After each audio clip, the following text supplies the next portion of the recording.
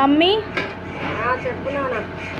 Mummy నిన్నటి దాకా ఇంట్లో పని చేసినావు కదా ఫంక్షన్ కాబట్టి, మరి అలా ఎందుకు మమ్మీ పనికి వచ్చినావు? రెస్ట్ తీసుకోవచ్చుగా. ఇక ఫంక్షన్ అయిపోయాక నిన్న ఇంట్లో పని చేసుకున్నా, ఫంక్షన్కి ఖర్చు ఎక్కువ వచ్చేసింది.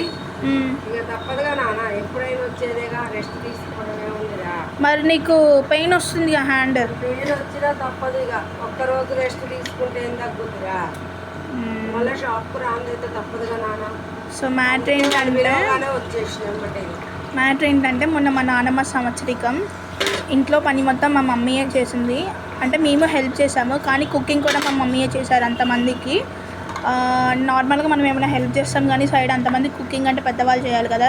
ఎవరి ఇంట్లో అయినా ఫంక్షన్ ఉంటే మనం బయట నుంచి పిలిపించి కుక్ చేయిస్తాము, కానీ మా ఇంట్లో మా మమ్మీయే చేశారు. అండ్ అక్కడ చెయ్యి కూడా కొంచెం బాగాలేదు, హ్యాండ్ పెయిన్ వస్తుందంట. అయినా కూడా వర్క్ వచ్చింది. నేను అస్సలు షేమ్గా ఫీల్ అవ్వను వీడియో పెట్టడానికి, బికాజ్ మా మమ్మీ కష్టపడి సంపాదించి మమ్మల్ని సాకుతుంది కాబట్టి. అండ్ ఇలాంటి విషయాలలో పెట్టడానికి అస్సలు షేమ్గా ఫీల్ అవ్వను. అండ్ మా మమ్మీ కోసం ఒక లైక్ చేసి, షేర్ చేసి, సబ్స్క్రైబ్ చేయండి. ఏం చేయాలి మమ్మీ? సబ్స్క్రైబ్ చేసుకోమని. ఫ్రెండ్స్, యూట్యూబ్ ఫ్రెండ్స్ అంతా నన్ను మర్చిపోవాకండి. మిమ్మల్ని నేను మర్చిపోను.